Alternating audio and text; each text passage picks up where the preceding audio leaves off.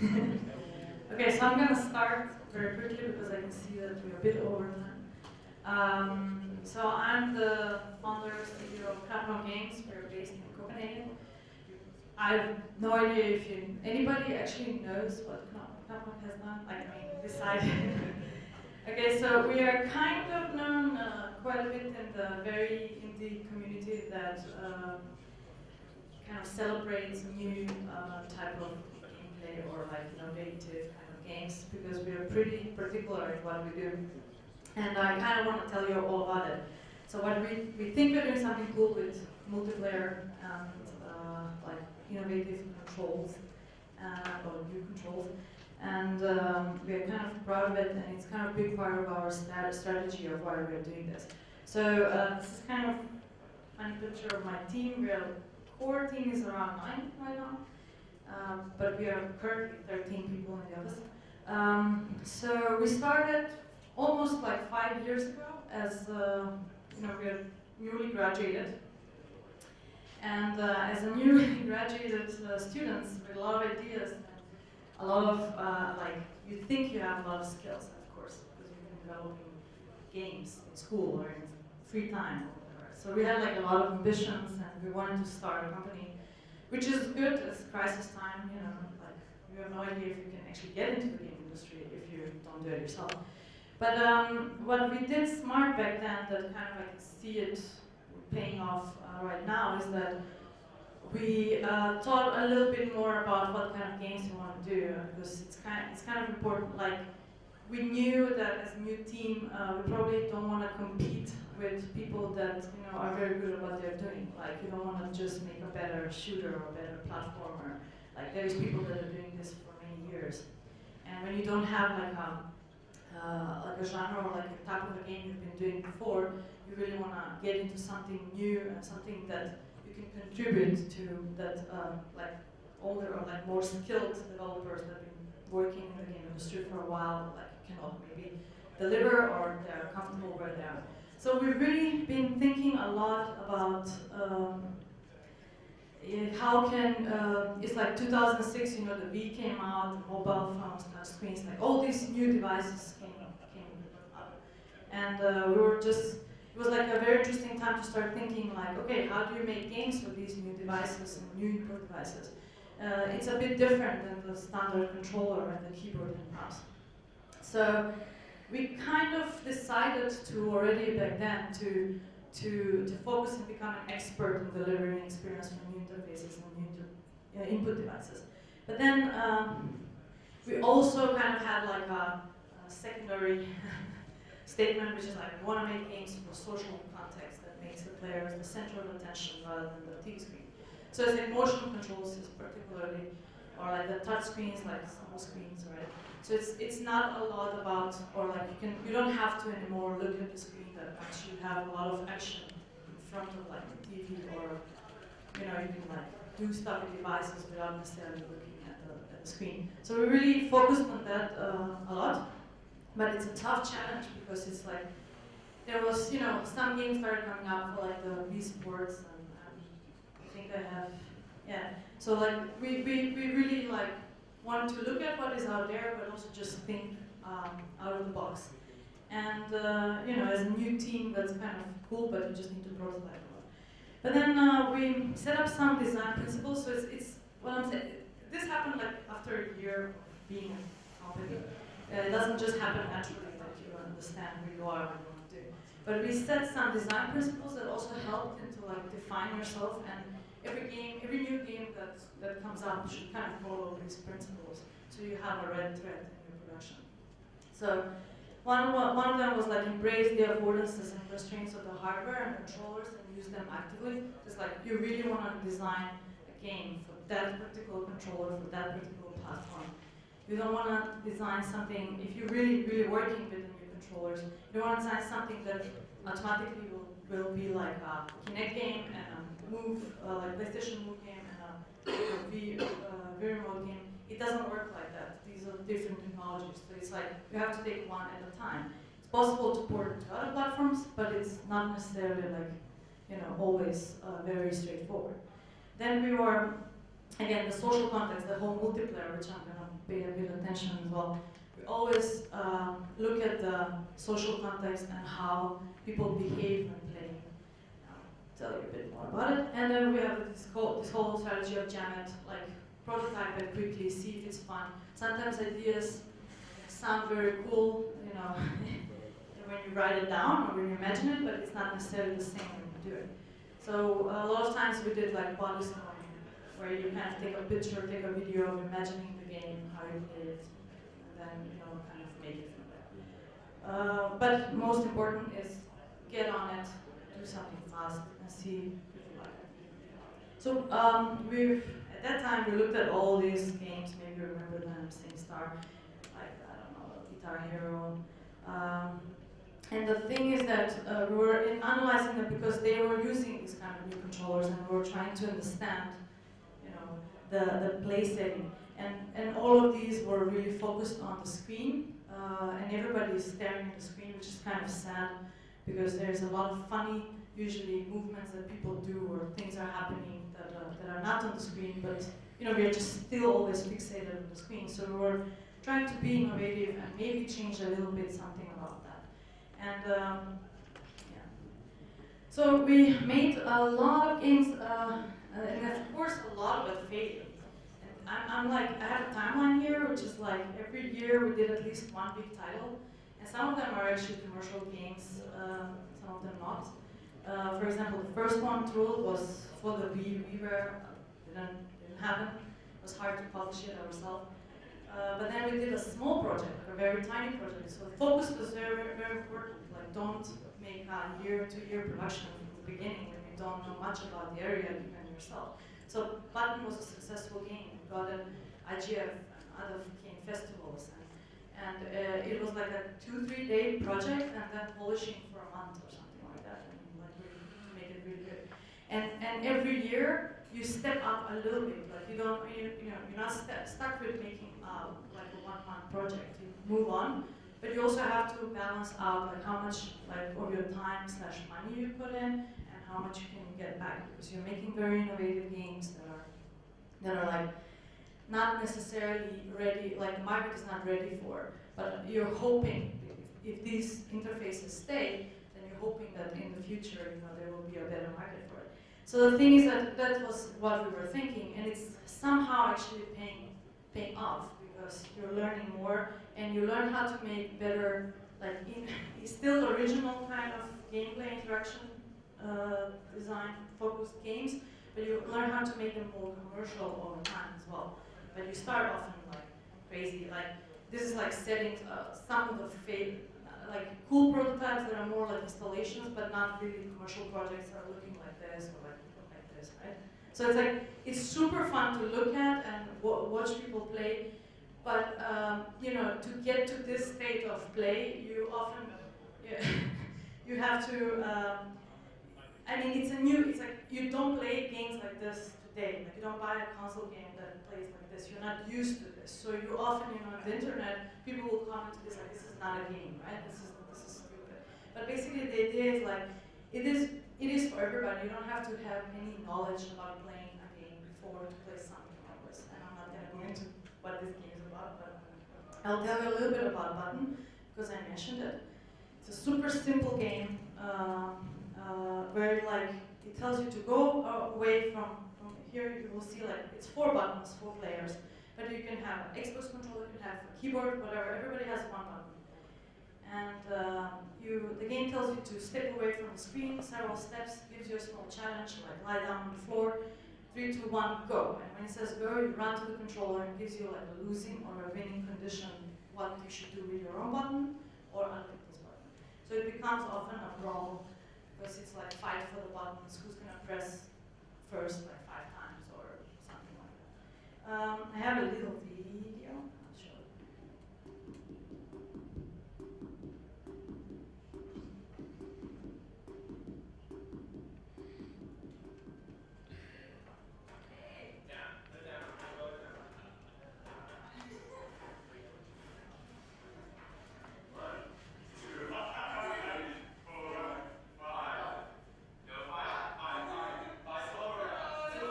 Xbox in-play game and a Steam game. And as I say, it's like done less than a month ago.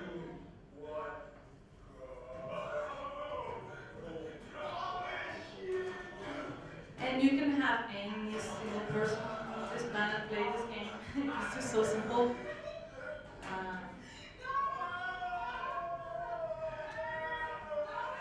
So it was just great inspiration to look at these, the footage and these pictures and try to make something more ambitious that can, get you played like this and not really, really care about each other, talk to each other, touch each other, like really close and feel like close to each other.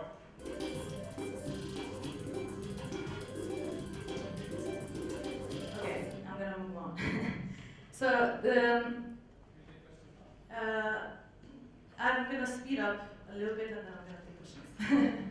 But next we've been playing a lot with Kinect, and we were actually very ambitious at the time when the Kinect came out, and we had like this fighting game where your body is like the 3D kind of like space, the avatar on the screen is you. So as you moved out and moved the same way as you, and it's kind of slow motion matrix where you kind of fight and shoot at each other and you dart bullets. And the thing is that I'll show you a little bit. The problem is that we actually were really too ambitious with this project. This is a tech demo. It was further developed and became kind of almost a full game. But we were just too ambitious and too far ahead. Like Microsoft didn't want to publish this game because it was too hardcore.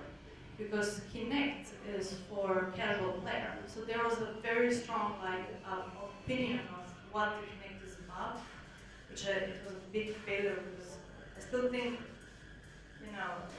we had like a really awesome, very competitive party game that it had a little bit more strategy than like having something on the screen. But the market was not ready, and I really thought it was ready when the Xbox One came out. But then, Kinect is like not part of the Xbox One anymore. Anyway, so again, amazing project, great inspiration, but not the successful commercial success either. I'm gonna move on. And then, so this is the game that actually put us on the map as wow, okay, we can deliver a bigger, it's not that big of a project again, but it does deliver what we really wanna tell people, what we wanna do with multiplayer. So Spin Bottle Bumpy's Party is it's a party game that is inspired by playing truth or dare kind of type of games when we were kids, or the spinning bottle game. So all you do is you sit around the gamepad there, and you have all these Wii remotes. So you play with the gamepad with the Wii remotes. You don't even have to use the TV, but you can use it. And you do small challenges. Every time you spin a bottle, you're paired up with someone randomly, and you perform a little kind of challenge. And the challenges can look like this. So you're using the controllers in such a different way that, we even had to go through, I don't know what, this game was produced for almost 6 months, 7 months, and all those 6 or 7 months were worked with Nintendo proving if we can use the remote like that. Because that's not how it should be used, that's not how they imagined. But this is what our whole point was, all these interfaces and controls we have, we can use them in so many more ways than the way we're using them. So this is a game that really again, a lot of festivals really liked and was written a lot about, so it put us on the map. It really, people started knowing who Knapnok Games is and what they can expect from us. But it was purely a game or a multiplayer game. The thing is that it is our flavor, I would say, this type of get close to each other, look at each other, collaborate with each other. It's our flavor. But then we've released this on Wii U. We went through the whole process. We're building a relationship with Nintendo. Now it's time to step it up and from this kind of a silly gameplay, like move on and make actually something very, very different and way more ambitious. So here's my team again with a bit better picture. The guy in the way in the back is Nifflas. He's like another game studio, and he's known for actually more atmospheric puzzles. He did Knut Underground for Wii U and Night Sky. Yeah, maybe you know him, maybe not, but he's very known for like the puzzles and level design for like these atmospheric puzzles. And then we are like a console developer at this point, and we have like an edge or how we look at like new interfaces and how we are looking at the multiplayer. So suddenly, you know, we last year at some point we started by we often play together, you know, games like this is in our playroom in the studio. And when we got the Wii U and we were developing the first video game, we were discussing like what kind of game would be like a perfect fit for this platform. So we decided to make a spaceship game where you actually, the Wii U controller itself with the touchscreen is your control panel, is your computer. So you're using the touchscreen to change like different properties of your systems. And it's a little bit stealth, but also simulation like puzzle game. And you know, we're definitely utilizing whatever we know very well and what Nifflas knows very well, and we're kind of trying to do a bigger title where we're spending like a full year of development and plus some extra months on like concepting the game. So what we're coming up is like a super different looking game, but that doesn't mean that, you know, we are not doing something that we haven't done before. So yes, it's different style. It's way more ambitious, it's way bigger, but it still has that focus. Like we are using the Wii U gamepad in a completely different way than anybody else until now is using it. They always, you know, people think of it as like, oh, you can put a map there. They don't think about that you can actually interact with that screen and have a real two-screen gameplay. So in this game, I'll show you a quick video while I'm talking. It's actually, you play it by, just gonna full forward. You play it by, you know, kind of focusing down on the screen and changing between two engines and different properties and looking up on the screen. And you have a flashlight that it becomes a scanner, so you have to like scan enemies to see what they're sensitive, like what they sense. So you can like, if they sense heat, for example, you can lower your heat down to pass them. So it's like a very stealth game. And it's like we're very proud of this game, but then here comes like what I say is like super important as a game studio. We are known, we have a red thread for multiplayer. So of course, the next step, this is the first game where we did that, we didn't think multiplayer first. But what is cool when you've been working so much with like a state of mind, then when we designed this game, and we said, okay, so what do we do with multiplayer? We immediately got an idea of what we should do.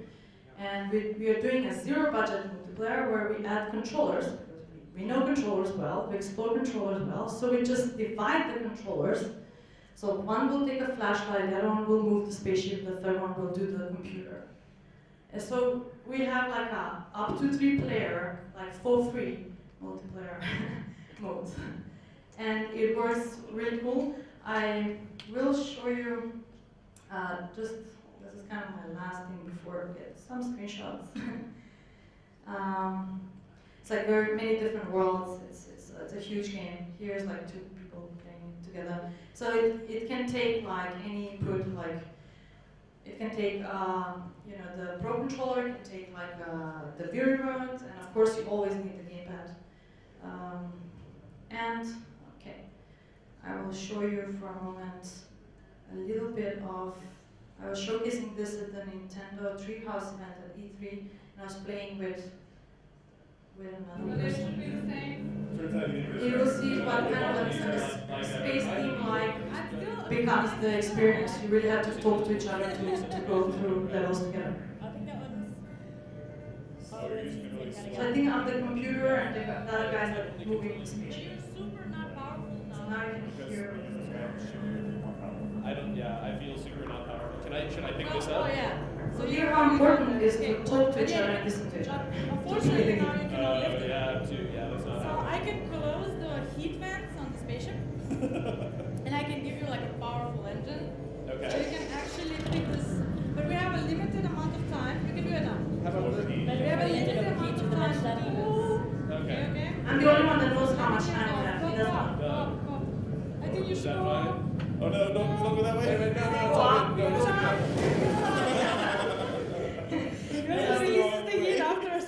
So basically, the point is we're playing for the first time. He totally doesn't get it that she should follow me. So he just goes. And even though whatever I say, he just doesn't follow. He's like, yeah, and he goes down. And this is kind of the fun, multiplayer that like, whatever you play it, with wherever you play it, it feels very different and fresh. And that's what, that's how you like, very cheap way to do like replayable games. But this is kind of what we're doing and what we want to keep doing. And I'm proud to show you here. And now I think I'm gonna kind of take questions. This is my portable, actually, video station. I didn't take it this time, but I have like a portable station, so I take it like everywhere to play test or later people show the game, because I think it's important to tell people about your game before you release it, actually. So, as I said, this is kind of a game design talk. I hope it's inspirational to hear like that even if you're doing something super kind of niche, you can actually be successful, and especially if you think about scope and expectations. So now I will take questions.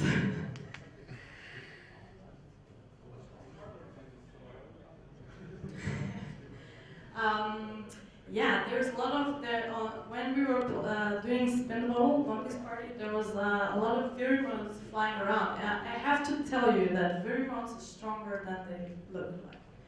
None of them broke. We could see that they are not anymore as precise as before, but they are still working. But how about while testing the button game? Yeah. Okay. With that game, not only hardware was destroyed, but I don't think bones were broken. But I remember being like, scratched everywhere. Like, yeah, it's a very brutal game, and especially if the pencil you're playing it with, it can be very brutal. So I'm very competitive when playing that game. So I always like had bruises every single time. Yeah, and actually that's a game that. Yeah, I've seen it like in action, like as a stripping game. So when you lose, you get you get some clothes off. So it's a super funny game. You can make like any rules out of like a super simple thing. One more question? Yes. Yeah.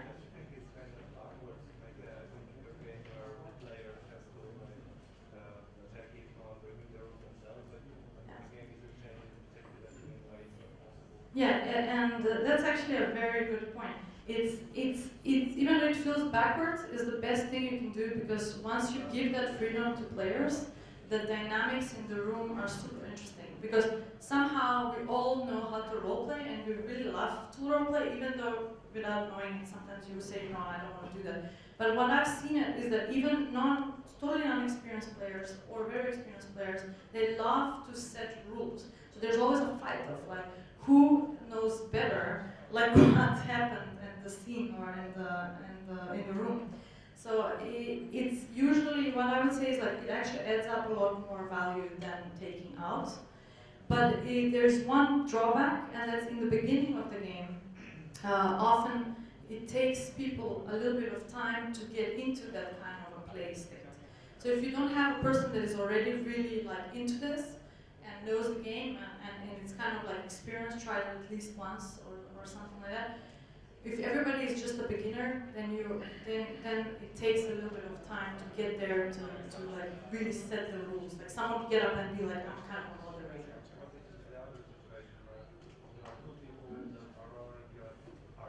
Yeah.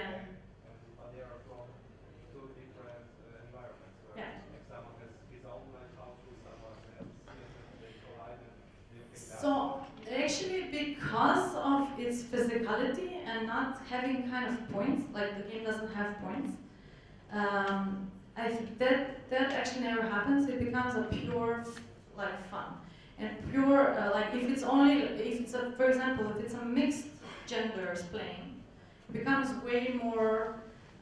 It's a one type of play when it's only like males playing. It's another type of play. For example, there's like a if you look at what I've seen is that when there is a girl in there, the game is slightly more like nicer. There's only guys. There's like brawl and like literally like breaking controllers and stuff. And so I think it's just any kind of situation that happens, people take it and have fun with it because there is basically not real competition. There's not real counting points. The end goal usually when people play this party game is like getting drunk. So everybody gets in some sort of a state where like kind of a compromise. So I haven't seen like a situation where it's been a big issue and there's been like a real like fight. It's all taken for fun, and that's the advantage when you make the game so free and open for interpretation. Similar with Spin Bottle actually.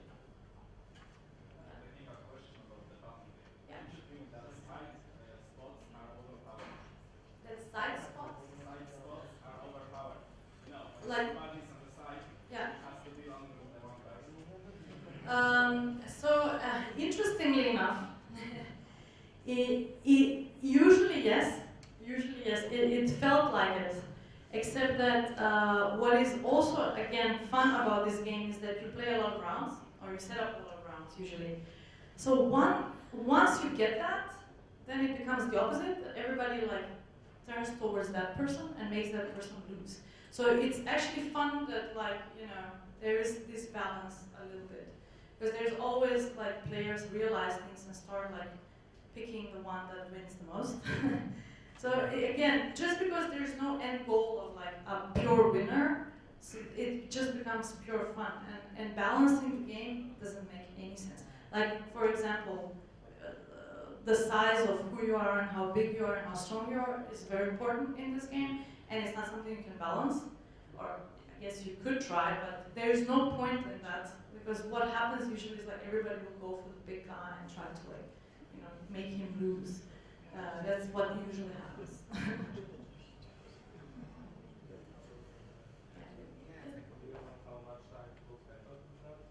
On the button, yeah.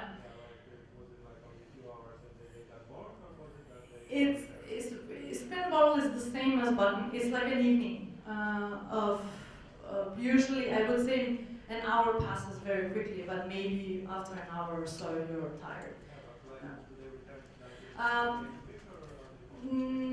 Not in next week. It's more of like when you have a new set of people.